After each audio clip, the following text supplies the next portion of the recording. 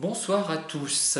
Aujourd'hui, je vais vous parler de Martine Carol, évidemment, et de son film Lola Montez. Enfin, je vais très peu m'étendre, mais vous avez déjà remarqué deux allusions, certainement, dans cette vidéo.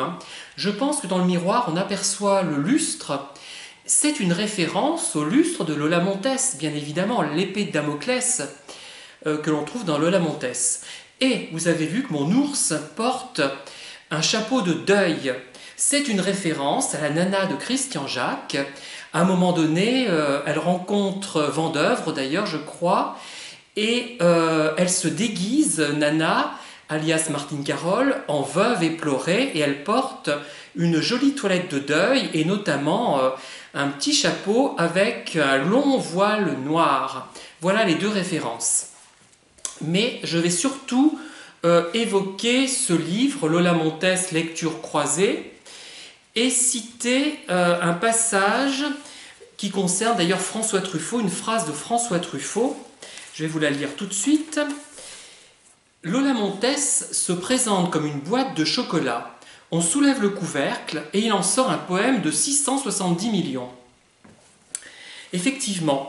Alors moi, je vais m'amuser à commenter un petit peu cette phrase de François Truffaut, que je n'aime pas toujours d'ailleurs. Je l'ai trouvé un peu sévère avec Martine Carol. Il l'a comparée à une statue de plâtre à un moment donné. Mais je dois dire qu'il a eu le bon goût, par exemple, d'utiliser le cimetière des 4 Nations de Caen pour son film La Chambre Verte. Et c'est un cimetière que je trouve vraiment très marquant et qui fera l'objet d'un petit livre d'ailleurs. Je vous en parlerai plus tard, mais dans un autre cadre.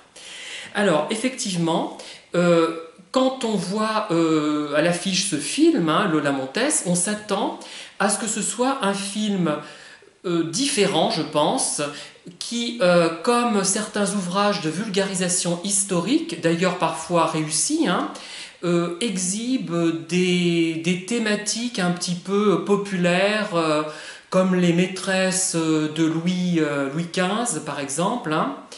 D'ailleurs, tiens, je me suis demandé si dans Nana, quand Nana incarne la veuve éplorée, la fausse veuve éplorée, elle fait allusion à sa famille qui vit près de Châteauroux. Il lui rajoute une pièce d'or, d'ailleurs le comte de Vendeuvre, et je ne sais pas s'il est comte d'ailleurs, enfin comte, marquis, c'est marmelade et compagnie, comme dirait Nana. Peut-être Châteauroux, c'est une allusion à la duchesse de Châteauroux. Vous savez que c'est une des 4 sœurs ou des 5 sœurs de Nesle, qui est morte d'ailleurs à 27 ans d'une fièvre putride, ce me semble. Enfin bon, ça c'est une autre histoire. Et donc cette phrase par rapport à cette boîte de chocolat, effectivement, on s'attend à autre chose certainement. On s'attend plutôt à un film de type Madame du Barry de Christian Jacques, ce qui d'ailleurs, attention, est un bon film, même un très bon film, mais ce n'est pas le même genre. Il a des côtés très poétiques, notamment grâce à l'image de Christian Matras, et à la mise en scène. C'est un somptueux livre d'images qui est surtout drôle, mais qui a des aspects aussi sentimentaux et romantiques, entre guillemets, on peut dire. Voilà. Mais on ne s'attend pas forcément à une œuvre qui ne flatte pas un tout petit peu, ne serait-ce qu'un tout petit peu, les goûts du public. Et ça me rappelle quelqu'un qui donc... Oui. Alors Martine Carol sort, et c'est à moi. Comme dirait Martine Carol d'ailleurs dans Nana. Tu sors, j'entre, il entre et c'est à moi. Enfin bref, vous vous souvenez de cette phrase. D'ailleurs, je ne l'ai plus exactement en mémoire.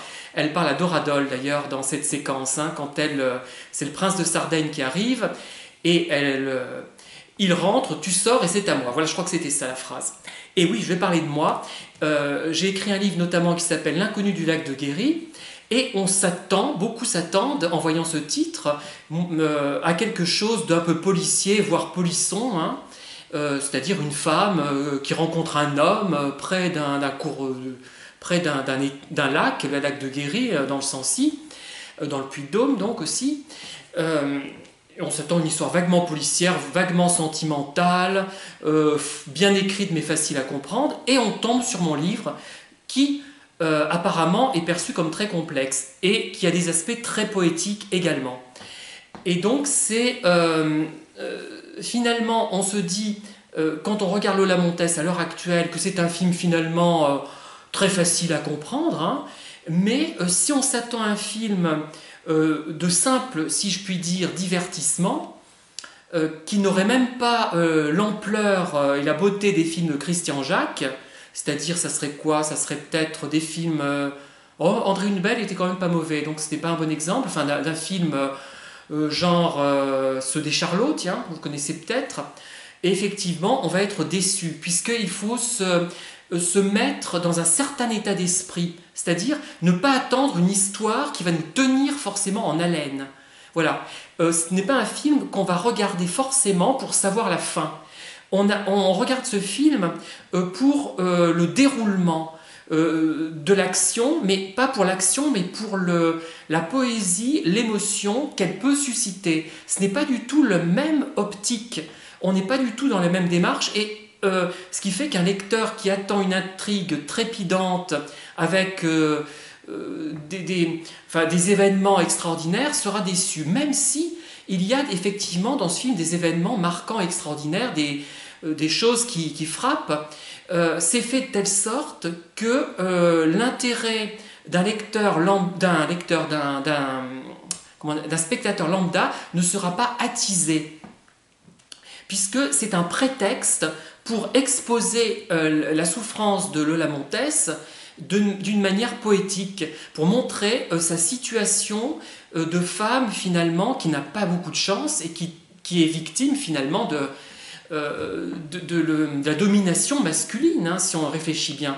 Mais ce n'est pas du tout un film en même temps de propagande un peu simpliste qui s'efforcerait de démontrer une thèse. Non, tout est exposé de manière poétique, un peu d'ailleurs, même beaucoup, comme dans certains films de Kenji Mizoguchi, la vie de Oharu, femme galante. C'est la Lola Montes japonaise, hein. D'ailleurs, c'est un peu la même époque, 1952. Et même, je dirais même Lucrèce Borgia, c'est bien un peu la même thématique, on est un peu dans la même mouvance, hein. Et d'ailleurs, c'était, paraît-il, le 3e film que Martine Carol préférait dans l'ordre, hein. Et c'est bien pareil, c'est une femme victime des circonstances, des hommes, des situations, et il y a une... c'est proche, finalement ces films ne sont pas si dissemblables, et on s'étonne franchement aujourd'hui quand on voit les deux films, on se dit mais pourquoi l'un n'a pas plu autant que l'autre, même si chacun a des qualités différentes, hein. Je préfère Lola Montes parce qu'il est plus complexe, il y a plus de choses à en dire finalement, plus de choses à exprimer, plus de sentiments, plus d'émotions, et les émotions sont quand même peut-être plus subtiles, même si Lucrèce Borgia comporte de très très belles scènes, émouvantes elles aussi, mais d'une manière plus populaire, peut-être un petit peu plus... c'est pour quelqu'un peut-être de moins cultivé, qui n'a pas besoin de chercher des choses très complexes. Voilà, et donc on a cette boîte de chocolat, on nous présente Martine Carol dans Lola Montes, et ben on se dit, tiens, ça va être des aventures trépidantes, elle va se déshabiller, elle va montrer peut-être un peu de poitrine, et il se trouve que même quand elle, comme le souligne d'ailleurs un des auteurs de ce livre, quand elle dégrafe, déchire sa robe pour montrer qu'elle est très bien faite au roi de Louis Ier de Bavière, d'ailleurs Marcel Ophuls l'a confirmé, elle était effectivement très bien faite à l'époque, hein, dans une interview, mais il avait une opinion négative de Martine Carol, donc je n'en parlerai pas, moi je trouve du moins. Il y a une autre scène d'ailleurs où elle se baigne, elle est censée être nue, mais en fait elle est très bien habillée, etc. Il y a plusieurs scènes où elle aurait l'occasion de se déshabiller, mais le cinéaste ne les déshabille pas.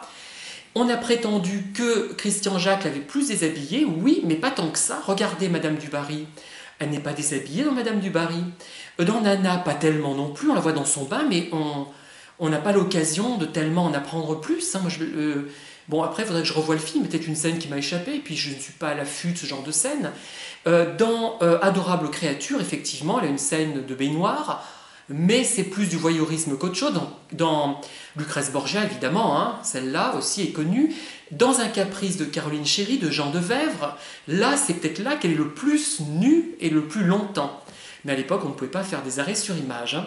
Voilà, voilà ce que je veux dire. Donc on s'attend à un film très bien fait, très solide, très joli, mais facile à comprendre, très structuré, presque je dirais calculé. Comme certains livres policiers, je pense Mary Higgins Clark, c'est à la fois très bon et très mauvais, puisque c'est très rigoureusement conçu, mais il n'y a pas la place à l'émotion, aux petits trucs qui seraient un peu maladroits, mais qui engendreraient de l'émotion.